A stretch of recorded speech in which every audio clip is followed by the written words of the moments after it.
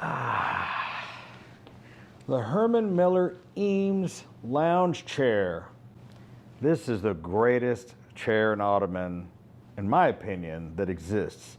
Now, if you search for this video, you obviously know a little bit about Ray and Charles Eames and their work with Herman Miller to bring this chair out in the 1950s, and it's still a hot item today. You can walk into a Herman Miller gallery or Design Within Reach and pay $5,000, $6,000, $7,000, $10,000 for one of these chairs. But you probably also know that there are a lot of replicas of these chairs floating around and have been for a long time, and they come out of China. You find them on Amazon, Facebook Marketplace, in little stores all over the place. And really, what is the difference between the genuine one that costs $5,000, $6,000 and some of the replicas? Well, we're going to talk about that right now, so stay tuned. Well, viewers of my channel know that I've already gone down the rabbit hole of some of these chairs, and I have the black version of this at my other location in Dallas. I'm here at my home in Las Vegas, where I've emptied out the living room because I got rid of all my powered recliners and all my modern furniture, because I'm going to stage this whole living room around two of these chairs. And you can see that one of them has already been put together and I'm sitting in it now. What I discovered looking for the replicas are the lowest end replicas that are about $400 or $500. They have 5 layers of plywood. They have a PU fake leather, and those are only going to last a couple of years. They're not very good. They have a soft honeycomb style foam that will collapse and break down. The leather will start to peel because it's not really leather. And, you know, the wood is a little bit more flexible if you're a bigger person. But then they have a slightly better version that they sell on Amazon and other places that they usually go about $600, $700, or $800 for those. They have 7 layers of plywood, just like a real Eames chair. And they're using top grain leather. But the way they're putting the chairs together, they're still using the cheaper foam. They're just stapling them together. They're using Velcro to hold the cushions on and things. And they're pretty good. And they'll probably last, you know, maybe 5 years, who knows. But if you've seen a vintage Herman Miller Eames chair, the ones from the 50s or the 60s, 70s, they're still in fantastic shape. I'm somebody who loves luxury items, you know, and I like to collect cars. And one of the cars I like to collect is the Rolls Royce. I have a 1967 Rolls-Royce Silver Shadow. That thing is wood and leather inside and still fantastic, because things that are built well, especially from that time period, they last a long time.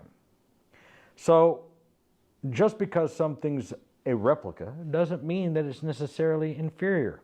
Look at the Herman Miller Eames chair. It's made of layers of veneer wood that have been pressed together. It's made of top leather, made of quality foam. So where are the differences? So I went out on a journey to find the best possible version of a replica of the Herman Miller Eames chair without having to spend $5,000 or $6,000 on a chair. Now, I told you I like the Rolls Royce, but viewers of my channel know that some of the great collector cars that I have, I got at rock bottom prices through depreciation or other means, but I managed to get them at a good price. I have a Phantom, I have a Silver Shadow, I have a lot of great cars, but I didn't pay full price for them. I paid a fraction of that price, and I live luxuriously on a budget. Now, we're going to talk about this chair, why this one is the best that you could possibly get for the money without buying one of the originals. And we're going to unbox it, we're going to put it together, and we're going to talk about what it is that makes this one so great. So let's get started. Okay, when you get your chair delivered, it's going to come in 2 boxes. Now, it doesn't matter which version of the chair you get, the cheaper one or the nice one. It doesn't matter what color. It's going to come in 2 boxes. The first smaller box is going to contain the base, all of the chair bases, all the metal stuff, the hardware, the tools, and those things. The bottom section will have basically the back, the seat, the ottoman, and the armrests. So you want to be very careful about using a knife when you're opening this, but they protect it really well. I'm really impressed with the way these are shipped. Now you'll notice this one's in a nice red burgundy color. My favorite color is red. Viewers of my channel know that I love things that are red. This is sort of a more special order item. This is a much more premium, expensive version. And also there's a couple of different kinds of leather. You got the regular top grain pebble leather. This is a higher end Italian aniline, I hope I'm saying that correctly, leather, which is a smoother, it's very supple, but it's a very high quality of leather. So some of the differences I mentioned between some of the cheaper chairs out there and how these are made, you know, the cheaper ones, you know, they're using top grain leather, which, I mean, let's face it, you can buy leather jackets for $100. There's leather used for everything, but there's just different kinds of leather. This leather you can see is very perfect. What makes these type of leather special is they have to go through all these huge hides to find sections without any scarring, you know, where the cow had maybe cut itself or gotten an injury or something. I know it's terrible to think of, but the whole idea is to try to find a perfect smooth hide that they can work with. The other thing is the cheaper chairs, like I said, they use a kind of a more hollow honeycomb type of foam that will collapse and squish and over time will begin to flatten out. The upgraded version of the chair, as it's known, has a thicker, denser, more closed cell type of foam where it's firmer and it's going to last a lot longer without deteriorating. The other thing about the cheaper ones is that they just take the foam, they wrap it with the leather, and then they staple it into place, and then it's held in with Velcro, and then the insides of the chair are not finished, they're just bare wood. Whereas these, much like the Herman Miller chairs, let me demonstrate how you can remove these sections, which are held in by these metal clips. So you can see that the interior of the chair is also finished just like the exterior is. The cheaper ones aren't that way. I don't know if you really care about this or why it matters, but if you look at the back of this, you have this this like silicone plastic backing, and inside here you can see that the cushion is held within a pillow, and then it's put together with a zipper, a YYK zipper, a real high quality zipper. The whole idea about this is like the real Herman Miller chairs. You can actually replace, you know, you could have this reupholstered at some point. You can actually buy, you know, new coverings if you ever needed to. Just like on the armrests, the cheaper version, it's just folded over and stapled into place. These are held together with a real high quality glue, and it's just a little bit more seamless and just built a little better. It's one of those things like, you know, maybe you won't really notice, but you'll notice in about 5 years or a few years later. And these are the kind of pieces of furniture that are really legacy items that you're going to own, you know, your entire life. Look how that goes together. The cheaper ones don't do that. They're held together with Velcro and staples, and that's probably fine. You know, you could probably get one of the $500 ones and it'll last you a few years. Who knows, maybe much longer depending on how you sit in it. But the bottom line is that the reason the Herman Miller Eames chairs that came out in the 50s are still around today is because they were made in such a way that they could be repaired, they could be taken care of. This is a nice breathable foam, and just the way it's put together is a much more higher quality. So you're going to pay a lot more for this chair, but you're still paying much less than you would pay for one of the originals. Now I got to tell you, in full disclosure, you know, the deal that I made with this company is they let me buy 2 of these chairs for basically the cost of, you know, less than cost of shipping. This chair in this configuration with this leather, upgraded, taller version, wider version with the fine top leather, is almost $2,000 for this chair. Now, you can spend half that much and get one of their other chairs that's still great quality, but maybe not the same color. You know, if you just get a plain black one with the, you know, the plain wood, and it's a great chair, and you can get one of those for a lot less money. But if you really want the top of the line, if I went into a Herman Miller gallery, okay, and I wanted to order this chair in this color, I would be spending probably $10,000 on one chair. So furniture, if you care about good quality furniture and you really want to impress people when they come over, the people that know modern design, mid-century modern furniture, they see these chairs at your place, they're going to be impressed. You put a nice, one of those glass, what is it called, a Noguchi table next to it. They're gonna be like, wow, you've got like $25,000 worth of furniture here. What a baller. So some of my viewers out there might think, hey, that's too much money. I think the chair is like $1,900 or something in this configuration. But quality is going to cost you some money, even if it is a replica. But I'm telling you that I recently paid a visit to the Design Within Reach at North Park Mall in Dallas, where they're a Herman Miller dealer. And I was looking closely at their chairs that they had in there that they were selling for $6,000. And I look and I counted each layer and I go, wow, this has 7 layers of veneer. Theirs has 7 layers of veneer. The attachment methods, the types of leather. I mean, leather is leather, wood is wood. It's just the way it's put together. And the factory that makes these, you know, I've watched the videos of these being manufactured, which I can share with you, and I can tell you that unequivocally, and as far as I can tell, and I'm no furniture expert, but I can not tell the difference between this and the ones I saw at the Herman Miller Gallery. And you'd have to be one heck of an expert to tell. I crawled up under those chairs and I looked at how the screws, just everything about it. And with the exception of not having the label on the bottom, I think that, you know, if they were unscrupulous and somebody wanted to put those fake labels on there, you could really fool people.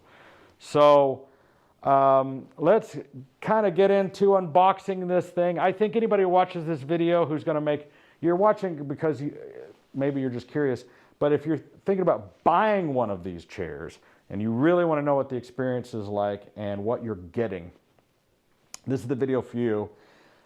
There's a link in the description to the website to buy any one of these chairs in any one of the colors they offer. So I'm going to move this out of the way and then we'll start unboxing this one. Okay, you're going to see pictures on the box that says do not step on the box, don't dance on the box, be careful, don't use a knife. But you're going to need a knife to open this tape. I don't know what they expect you to do. You just need to be really careful about it. The top box is only the hardware, so there's really not anything you're going to damage here by opening this box. I like using a switchblade, not because I'm like a badass or anything, but because you can operate it with one hand without having to flip it, close it with 2 hands. And I'm constantly opening boxes and things. So this double-edged knife just seems to work great for me. People ask me why I have it, and that's why. Okay, you've got a nice protective top here. They do a great job of protecting the stuff. Now, the first thing you're going to get is this large instruction panel here. It'll tell you to go to their YouTube page. You can see animated videos and other videos. But on the back of it, gosh darn, I dropped it. I'm clumsy. On the back of it, I'll leave that in. On the back of it are the instructions. Now, I've already done this several times. I don't really need the instructions. Famous last words, right? But I'll keep them handy, so I'll put them here. I think it's a good idea to have a table handy. I have this little crappy little IKEA table here. It's not a heavy-duty table, but at least it's something. I'm going to tilt this way so you can see what's happening here. This is your hardware, and I really like the way they do this. Let's put this over here. We'll set this down. You have your armrests. I'm going to put these aside. These are the brackets that hold the armrests. Notice that they're marked left and right. We're going to get into that in just a second. Okay. This is your chair base. You're not going to need that for a minute, so let's put that over here. This is for the ottoman. We're going to want that pretty soon. And this is, I guess I should really have called this the chair base, but this is the base that goes to the floor of the chair. That other part, to the chair. That other part simply goes to the bottom of the chair seat. And then this here is the base of the ottoman.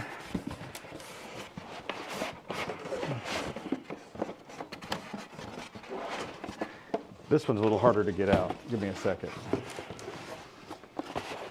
Because it's like the game of Operation. Remember Operation? They've got it really locked in there. Hold on a second.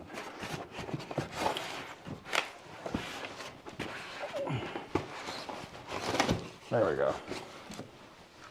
Okay, that's all of our metal hardware. You won't need this box again. But very well packed, right? Very well packed. Let's set this aside. Okay, now we're going to get into our chair. Now, again, it says not to use a knife. Don't go stabbing into this thing. But I'm going to show you why they do such a great job of protecting it.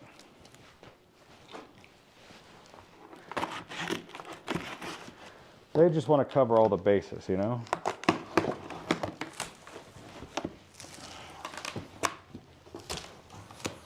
Okay. All right, so you'll see that there's a nice big thick piece of cardboard on top to prevent you from cutting into the back of the chair. So if you went stabbing in there, you'd have to stab pretty hard with a big butcher knife to really do any damage. But I'm sure somebody has, and that's why they put those things on there. But I'm showing you that it's very well protected. I'm very impressed with the way they pack these.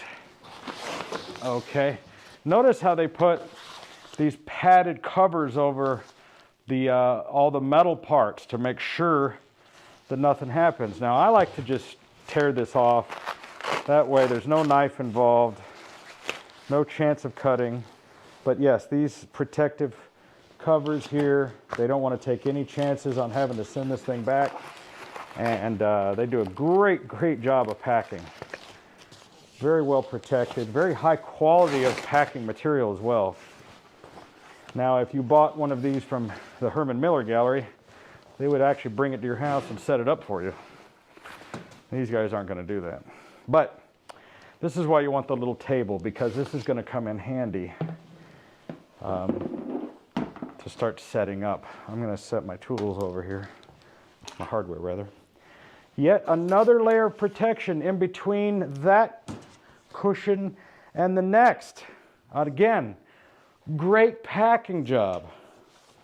This is really important to me when you're getting something from overseas. And by the way, I don't know if I got mine super fast simply because they're doing this promotional thing with me, but I got this thing in a couple of days through FedEx. Now, it could be that they did that because I'm doing this promotion with them. I'm not sure how long it'll take you, but it came just very fast. So let's see here. You can literally just rip this apart. Do not use a knife or a razor on this. Just tear it apart. It just comes right apart. Look at that. It's a bad idea to use a sharp object on anything. You don't want to take a chance. Just don't do it. All right. I think this might be the ottoman. It is. Okay. I want to do the ottoman first, and I'm going to show you why. Let's put this chair back on the ground. And let's set this ottoman up. Because the ottoman is going to come in handy here in a minute. You'll understand because I've done this before. Going to get yourself your ottoman base that goes there. And let me open up the hardware. Let me show you the hardware. Now they're going to give you a wrench to use. However, since I'm a professional, I went out and got a 3/16 bit of. Now, if you use a drill or something, make sure that you put it on the lowest setting possible. Because if you go ripping into one of these things with an impact, you could tear out one of the lock nuts that's been embedded in the wood and strip it out. That would be bad. So they probably recommend you don't do this. I know how to build things. I know how to do it. Okay, basically you've got two different kinds of screws. You got these stainless steel screws or these silver ones. They go in the armrests and a few other places that may be visible or whatever. Then you have these longer black screws, and they're going to go in all the bases and things. They have a little bit of thread locker built into them, and then you also have a washer, and then you get a couple of little wrenches with you. Now you're going to take 4 of these. You're going to take these little plastic washers and then the screws, and then take one of the T-handles with you. And the important thing to remember here is that the washers go in between the metal and the base, right? So if you're just real careful about this, and you're real gentle, this is why this table comes in handy. All right, you get this as lined up as you can, and don't go crazy and just tighten everything at once. One of the things I've learned doing these tables, and just furniture in general, I put together an awful lot of like IKEA furniture and stuff, especially recently. Just get things started, and then once everything looks like it's aligned, then you come back in and get them all tightened up. But if you just do that, you know, get them, start do them by hand at first, right? Just get them started so that they're threaded properly, because like I said, you don't want to cross thread these. Cross threading is bad. You pull one of these nuts out of the wood, you're going to be sorry. There's not an easy way to fix that. Now, on these chairs, since you can take the cushions off and things, you could, you know, fix it. And I guess that's one of those differences that I was talking about between the cheap ones and the other ones. Now, I'm going to use my little drill, and I'm not going to get a close-up of this because you pretty much know how a screw goes together. But like I said, go gentle.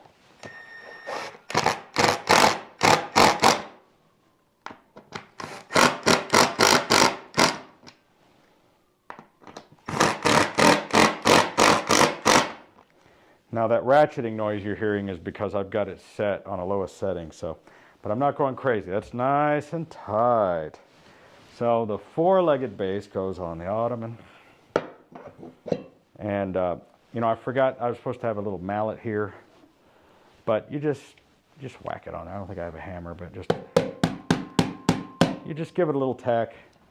And that doesn't have a screw or anything that holds it, because once it's on there, it's on there pretty tight. And now you've got yourself a finished ottoman. And it's about the same size as the table. Perfect. That's going to help, because I'm going to set that there, and you'll see why.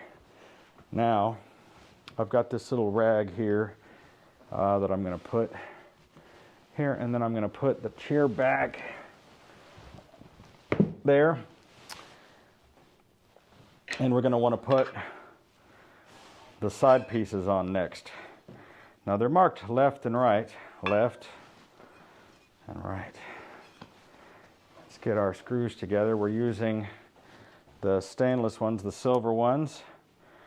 4 goes on each side. One of the things you'll notice is they're super courteous about giving you extras. They give you extra everything. They give almost one of our, you know, they even give you extra feet in case you ever lose or break a foot. That's really cool, and that's the mark of a great company. I really, really appreciate that.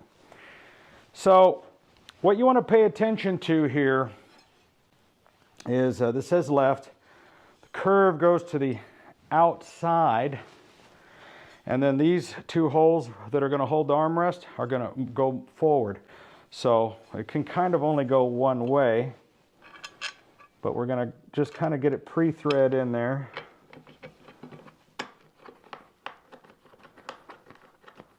Just get it threaded, just a little. Again, don't go crazy getting it tight. Just get it just started. This one's not fitting. I just realized that on this particular one, I think they gave different screws, and this is a different size. So that means that this probably doesn't fit, does it? That's interesting.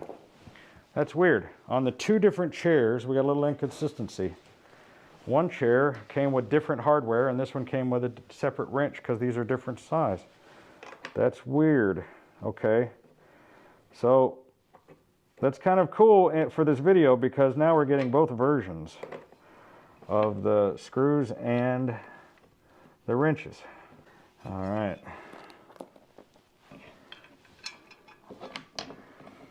You know, one of the things that I love about this design of the chair and ottoman, I think the chair and ottoman are going to make a comeback. You know, people have been so crazy about recliners, powered recliners. I know I was. And now that I've experienced the ottoman, I like it much better. I really do. The reason is because you don't, you know, I was always annoyed with my powered recliner that I had to sit there and wait for 10 seconds or whatever for that thing to retract.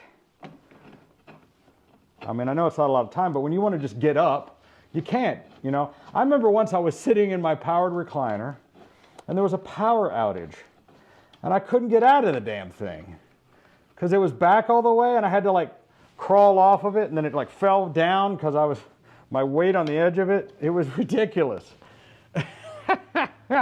But you know, with the ottoman, and we'll talk about this later, like you walk up to it, you set your plate of food down on it or your newspaper, whatever, you sit down and then it's just there. It's instantaneous. Sometimes the answers are just right in front of your face. You don't need, you know, more technology always. Sometimes it's right there in front of you. And you know, you should have just left it alone. All right, so what we need next is the seat bottom, which I never unboxed yet. Get this out. Again, do not use a knife. This stuff just unzips. See how it does? Just comes right out of there. Can you imagine how terrible it would be if you ripped into this with a knife and cut the leather? That'd be terrible. All right. I want to point out again, notice how they've put these nice, oh, good Lord. So slippery, but they've protected this thing. There's no way to do this. Let's see. But that's why they put these protectors on the edges, and I think that that's just an amazing thing. All right, now you want to identify which end of the chair because it looks pretty ubiquitous, but I've got it backwards. It goes this way. Now, you want the holes towards the back of the chair. I think in their video they show you go ahead and put the base on. I found it's easier to not do that, and sometimes you need. This is why you want to have these little loose, because sometimes the spring of the wood is a little different, you know, is a little wider. And so this is something that really, if you had a friend to help, I would recommend that. But you want to get this in between here. And this is the harder part here. And you probably can't see this on video the way I want it to, but if you can just get one of these in place,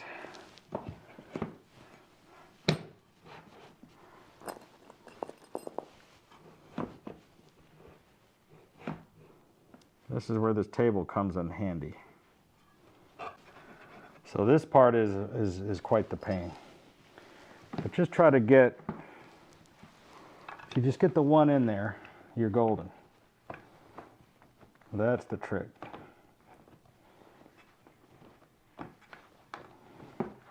Come on, there we go. Just get it started. Just enough so it won't back out, because everything will line up after that. So from that point, I would go ahead and set it up, and then you can get this tight. Okie dokie, I finally got those on. Let's get out these armrests. Now you'll notice they're marked left and right on the package. I don't really remember that on the last one I did. That's not going to matter because I'm going to show you the trick here. And this is one of the things that makes the, you know, upgraded higher end version better. One of the things that my rep pointed out to me is when you look at the inside of the armrest in particular, the high-end version, these are wrapped and glued together in a way that is done real high quality. The seam is at the bottom, it's nicely well stitched, and it's going to be hidden from view. You'll notice that it's a little bit wider at the back. Now you know that this seam is going to go inside, okay? And so that would go there, like that. So the seam is hidden from view, and you'll notice that it's opposite on this side. So where you see the seam, the wider part at the back, that's how you know where it goes. Now, let me grab a couple of these longer screws here, which still use this T-handle or my drill. But I'm going to bring my T-handle over just to get things started. Now, this is a little bit of a trick because I'm not going to be able to show you this on camera, but you'll see this is going in at an angle here, like that. And they pretty much find their way in. I mean, you just gotta, I think what helps is if you just get the first one started, you know, you just get that just started right there. You might have to push back against the chair just a bit because it's a nice tight fit. But if you just get it started, it'll all just resolve itself. Honestly, I don't even think I'm going to use the drill on this. I'm just going to do it by hand. Let it pull itself in softly, calmly.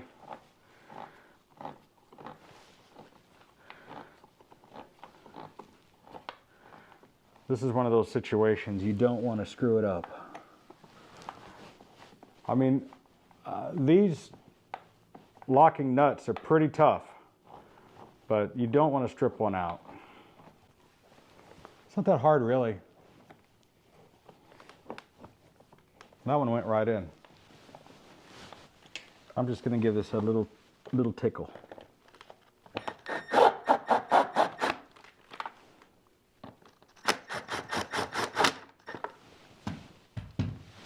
And then I'll hand tighten this. I like how it's wider at the back for your elbows. When you're sitting in one of these chairs, it really is the perfect sitting position. Now time for the base. I'm going to use the ottoman for this. Oh. This is a heavy chair. It is, oh my gosh, very well built. Oh. Okay, you'll notice that it's an odd shaped base, and you want it tilted towards the back here. Now remember, your little washer goes under the metal. So we just want to get one of these in there just to get this hung and started, you know. Just do that by hand, figure tight. All right, I'm going to go ahead and use the drill just to get these started.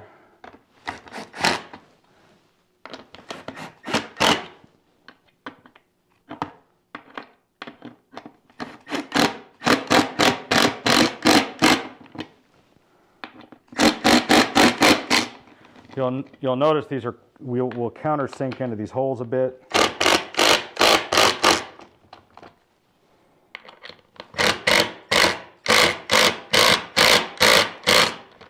You'll also notice that they'll wander a bit. They'll kind of find their way into those holes. Now, this the five-sided base will fit down onto this shaft here. You're going to have to give it a little help. I'd get a little mallet if you had one, but I'm just using this Milwaukee drill. Do it all the time. Now they really don't want this base to come off, so they give you this large size washer and another one of these screws, which is unfortunate for me because that screw can only be operated with this particular sideways wrench here. But that's okay. This is where a hammer would have come in handy. because what's going to happen is, as I tighten this screw, it's going to draw that base down onto the shaft until it's all the way down. But this has been really easy so far. Oh yeah, perfect. Want that nice and tight, not too tight, but oh yeah, you could still spin that. All right, and with that, we're finished. Let's move this stuff out of the way.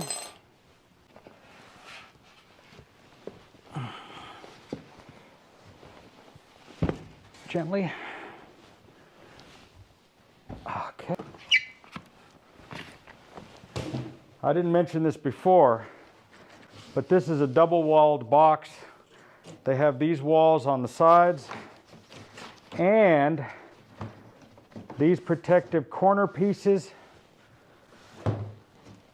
I've packed and shipped a lot of stuff in the past, and I got to tell you, of all the things I've ever bought from overseas and these kind of items, this is one of the most well-packed pieces of furniture that I've ever gotten. I'm not kidding. They took a lot of time and care into packing this properly, and I'm really, really impressed with how they did it. They put a lot of thought into it.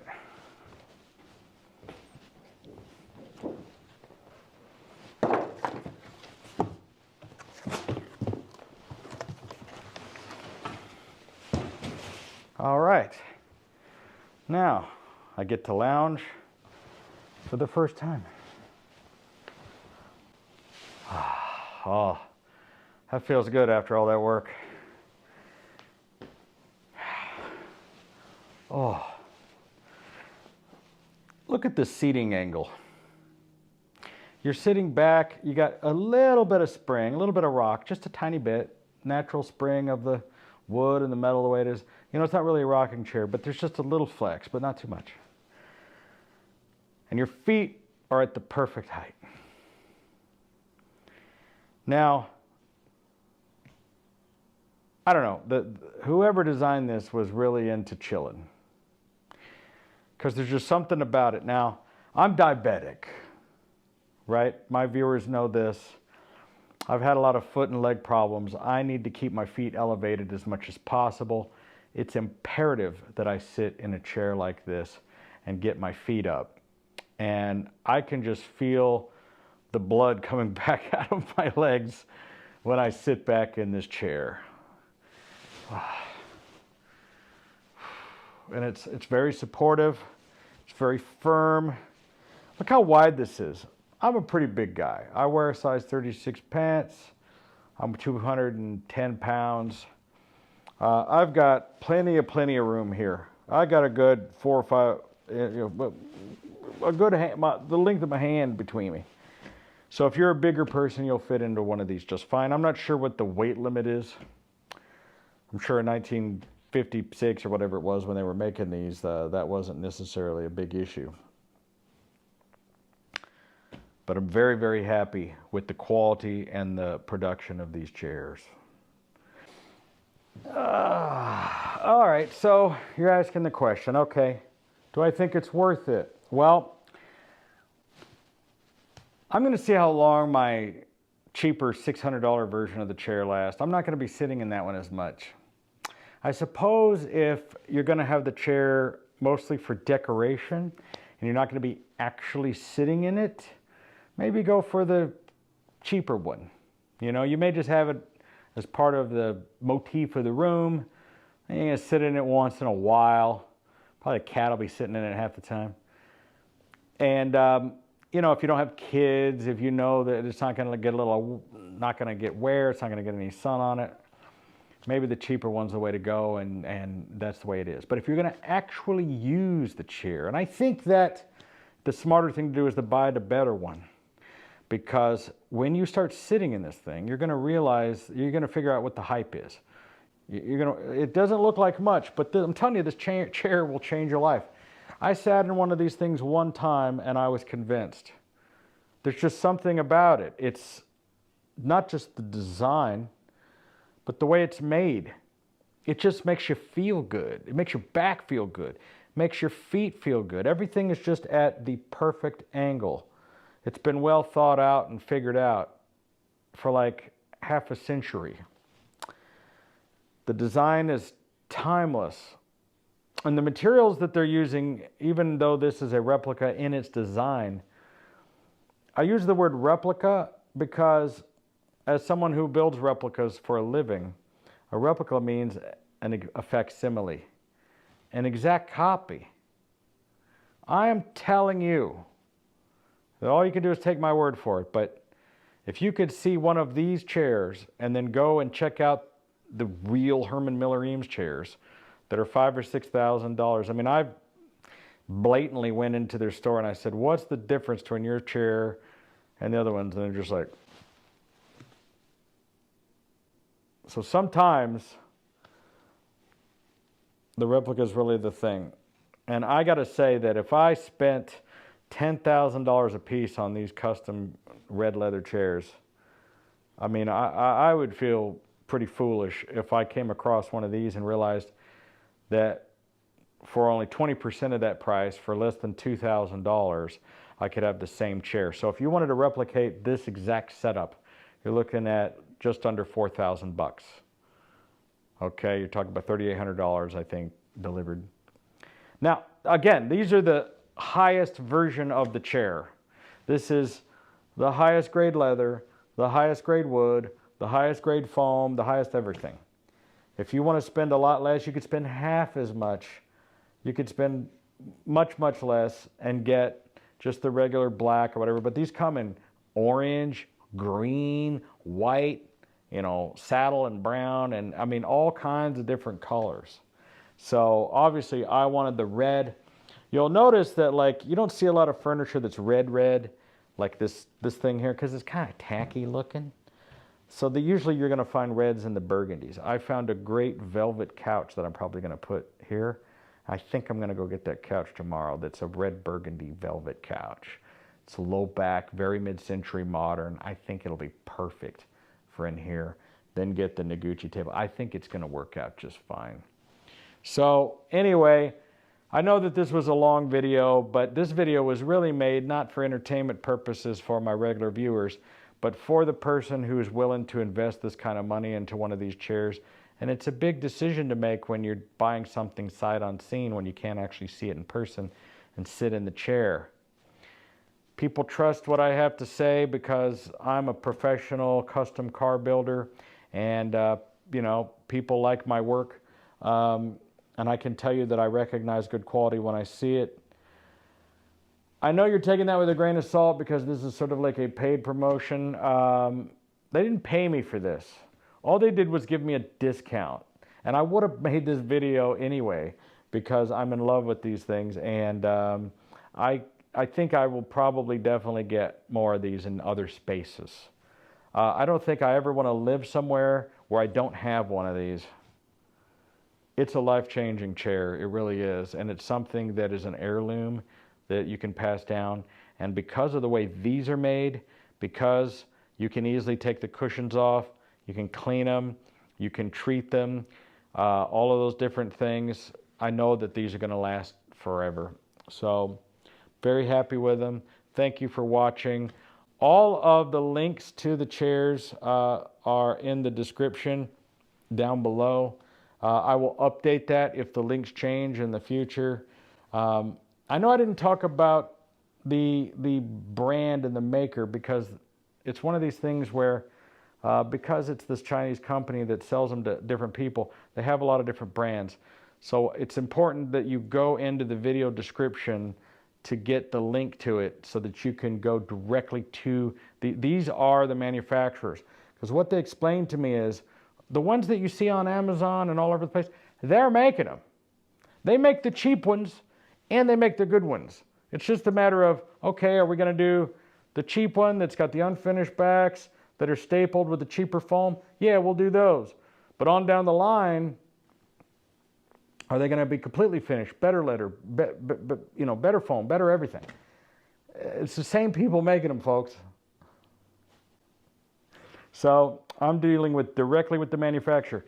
This is the Red Video Bob edition. I'm going to put the link in the description. If you like this kind of content, obviously, I'm somebody you might want to subscribe. And give me a like and go into the comments, please, and tell me your thoughts, your experiences, because I sit and I read every one of them. I really do. So anyway, thanks for tuning in. And sorry the video was so long, but I hope you appreciate it as much as I do, because when I'm out there researching something like this, I'm so grateful for videos like these. So thank you so much for watching. And thank you for being a fan, just like I am, of the great Ray and Charles Eames designs. Thanks, guys. I'm enjoying sitting in it right today, like 60 years later. Anyway, thanks. Catch you guys later. Bye.